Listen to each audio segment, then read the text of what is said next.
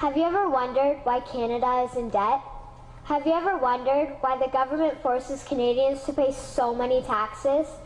Have you ever wondered why the bankers from the largest private banks are becoming wealthier and the rest of us are not?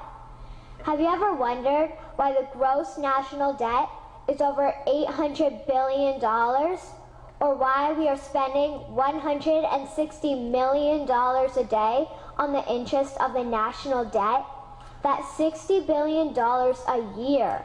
Have you ever wondered who receives the $60 billion? What I have discovered is the banks and the government have colluded to financially enslave the people of Canada. I will share with you 3 important points of reference which will hopefully spark enough interest and concern for you to continue the research on your own and to engage your government to stop this criminal act against the people of Canada. First, we will briefly examine the Bank of Canada.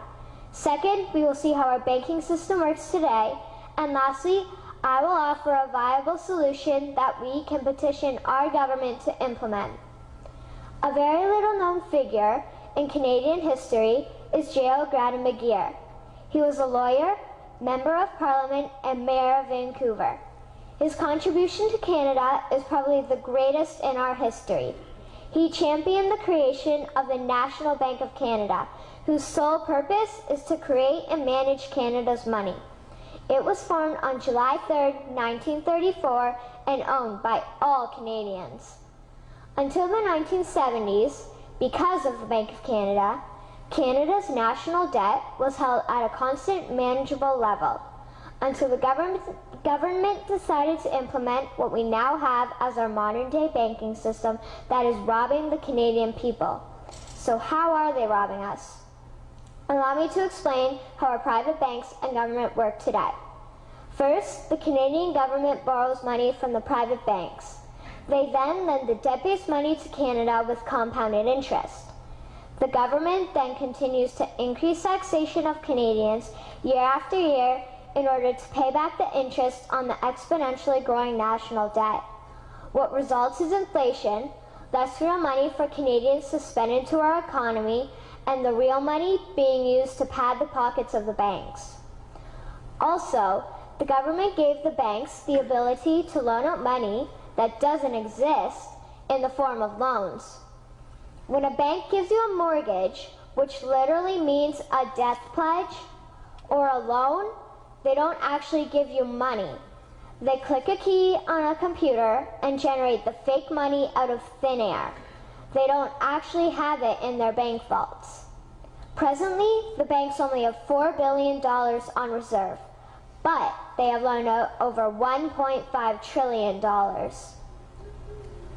To quote Graham Towers, each and every time a bank makes a loan, a new bank credit is created. New deposits, brand new money. Broadly speaking, all new money comes out of a bank in the form of loans. As loans are debt, then under the present system, all money is debt.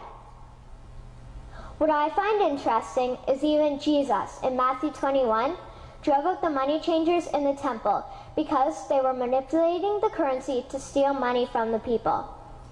The private banks are just like the money changers in Matthew 21. They are defrauding and robbing the people of Canada, thus their freedom, and they need to be stopped. How should the banking system work?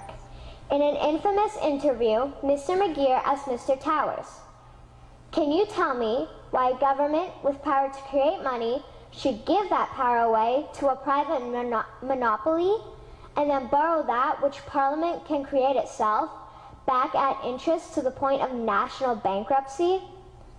Mr. Towers replied, "If Parliament wants to change the form of operating the banking system, then certainly that is within the powers of Parliament.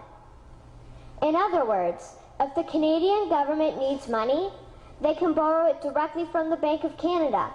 The people would then pay fair taxes to repay the Bank of Canada.